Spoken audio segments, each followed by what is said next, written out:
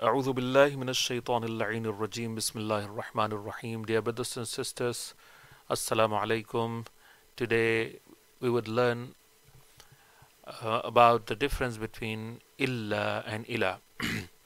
It is my personal observation as well as it's a request from some brothers that we learn about the difference between these two words which are frequently used in Arabic.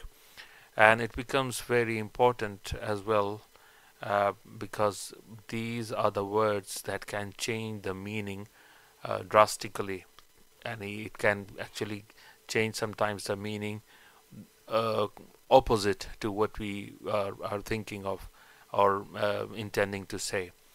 So as you can see, the word illa is except, and ila is two words, or till or until. So if you look at these two examples before I give you further explanation, la ilaha illallah, it means there is no God but Allah. So this here means but or except, right? As we saw there, but or except. But if we use instead of illa, if you say ila, la ilaha illallah, then it would not give the meaning of this but or except in Arabic, because you're not saying illa, you are saying ila, which is not what you want to say.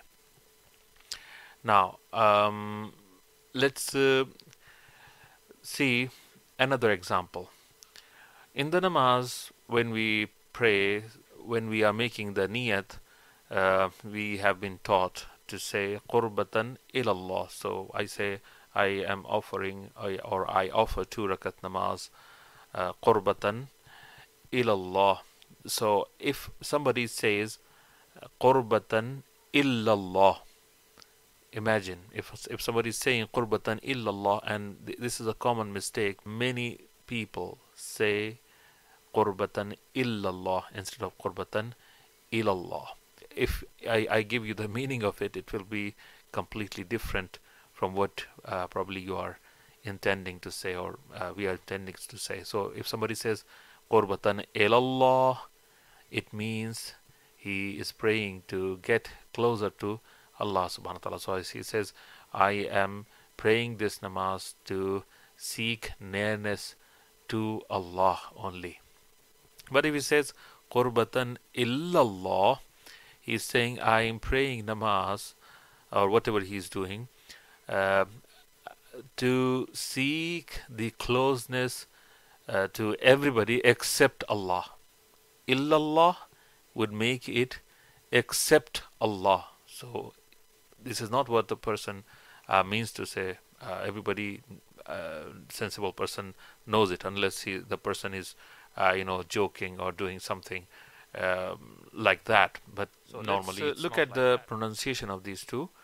Illa is written with tashdid.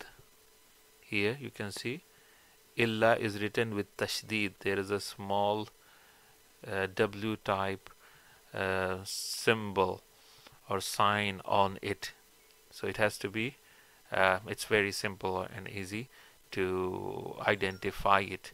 Whenever you see this small W on it, on the script or text, in the text on the word, you can identify it as illa, and it has to be read as illa. But ila, on the other hand, doesn't have any tashdid on it. So it doesn't have any tashdid. There is another thing here. It has a ya, small ya here. So whenever you see a word with tashdid, you would pronounce it as illa, and whenever you see this small ya attached to it, you would pronounce it as ila. So you can see this is illa and this is ila. I hope inshallah this is useful for us. Please remember us in your du'as. Wassalamu alaikum.